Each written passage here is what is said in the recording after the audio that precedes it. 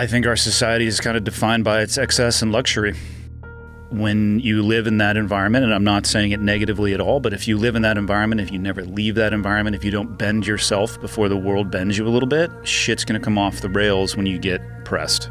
And that's where the behavior of people scares me far more than the actual virus itself. I mean, I have no control over if I get the virus and how that plays itself out for me. I cannot control that, but I can control my behavior and how I act and try to exude calm, like when it comes to my kids or my family, my friends, and my social circle.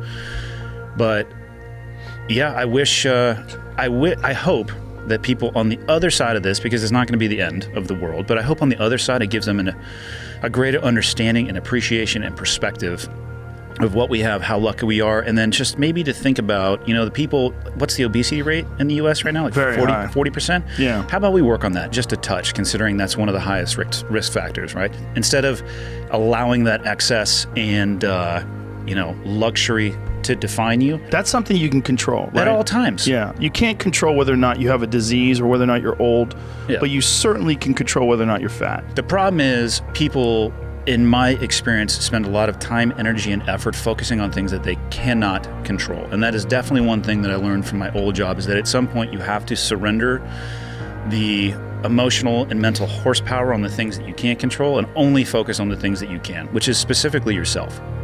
Like you can't control what happens to you, but you can control how you receive what happens to you. And being scared, allowing that to make the decision-making process for you, is what gets people in substantial trouble. Like, I'll give you an example from my old job. Getting shot at is not awesome. It can be quite terrifying.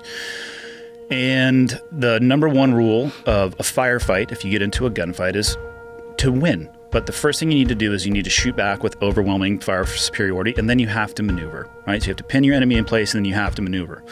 But let's say you get ambushed and you're on the receiving end of that. And so you take a knee behind a wall and bullets are snapping over your head, and you don't want to move because you're scared and you think, I'm going to die. So you have fear of death, which is totally real, and it can paralyze people. And instead of moving, you sit there and other people maneuver around you. That fear of death preventing you from doing the things that you had control over, shooting back, maneuvering, coordinating with your team.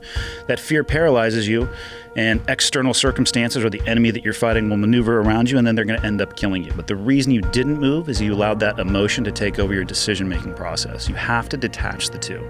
And it's just reinforced constantly in training and in operations overseas. And that'd be like, that's because people ask me, like, what should I do? And my biggest thing is just try to remain as objective as possible. You see people freaking out, that doesn't mean that you need to freak out. And, another way I've had it described to me that made a big influence on me and the way I think about things is, if you think about two circles, like an archery target, but there's only two circles. The big circle is your circle of concern, and the small circle is your circle of influence.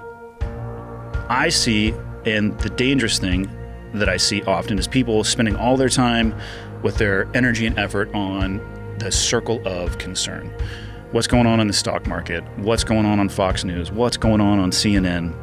Sharing back and forth things on Facebook that probably half of them aren't even true anyway. No research put into it.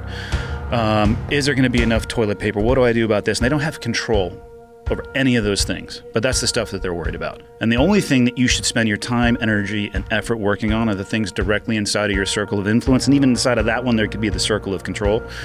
And what do you have control over at all times? The things that come out of your mouth. How you behave, whether or not you allow your emotions to override your decision-making process, the way that you communicate, whether or not you decide to work out as opposed to shoving 4,000 excess calories in your face every single day.